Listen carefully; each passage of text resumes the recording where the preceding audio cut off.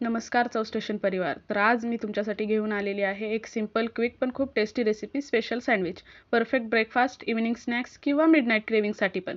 तर चला सुरू करूया. सगळ्यात पहिल्यांदा मी घेतले 3 बटाटे. त्यांना मी पाण्यामध्ये उकडून घेतले. आता जोपर्यंत बटाटे बॉईल होत आहेत तोपर्यंत आपण सँडविचच्या स्टफिंगसाठी लागणारी चटणी तयार करूया. तर चटणीसाठी मिक्सरच्या भांड्यामध्ये मी पुदिना आणि हिरवी मिरची टाकून फिरवून घेतले. काहीही झंझट नाही, सिंपल, फ्रेश आणि मस्त फ्लेवरफुल चटणी रेडी. सँडविचला जे खरंच पंच देतं ते हे पुदिना मिरची कॉम्बो. आता बटाटे बॉईल झाले की त्यांचं साल काढून घेतलं आणि मी त्यांना हातानेच थोडंसं मॅश केलं. कम्प्लिटली स्मूथ नाही, थोडं टेक्स्चर ठेवलं. सो सँडविच बाईट परफेक्ट होईल. आता या मॅश्ड बटाट्यामध्ये मी ॲड करते हळद, धने पावडर, सॉल्ट आणि सबसे इम्पॉर्टंट तयार केलेली चटणी. सगळं मस्त मिक्स करा आणि बघा आपला सँडविच मसाला रेडी आहे. याचवर सँडविचचा फ्लेवर डिपेंड करतो, सो मिक्स नीट करा.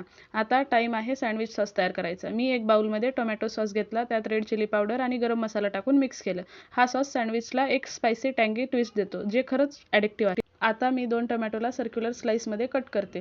फ्रेश टोमॅटो सँडविचला मस्त ज्युसीनेस देतात. आता सुरू होते आपली असेंबली. मी 4 ब्रेड स्लाइसेस घेतले. पहिल्या ब्रेड स्लाइसवर तयार केलेल्या स्पायसी सॉसचा एक छान लेयर लावते.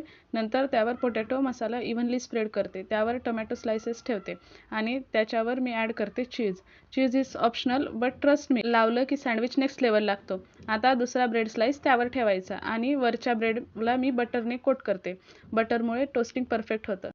आता हे सँडविच मी पॅनवर टोस्ट करते. लो टू मीडियम हीटवर गोल्डन ब्राऊन होण्यापर्यंत ठेवा. बटरचे ते सिझलिंग साऊंड आणि सँडविचचा गोल्डन कलर खूपच सॅटिस्फाईंग. टोस्ट झाल्यावर बघा, बाहेरून क्रिस्पी, आतून सॉफ्ट स्पायसी मसाला आणि सगळं एकत्र एकदम रेस्टॉरंट स्टाईल टेस्ट. हा सँडविच माझ्या फेवरेट क्विक स्नॅक्समधला एक आहे. ट्राय करून बघा. एकदा बनवला की घरातले सगळेजण त्या सँडविचवर फना होतात. आणि हो, तुम्हाला जर माझी रेसिपी आणि व्हिडिओ आवडला असेल तर लाईक, कमेंट आणि सबस्क्राईब करायला विसरू नका.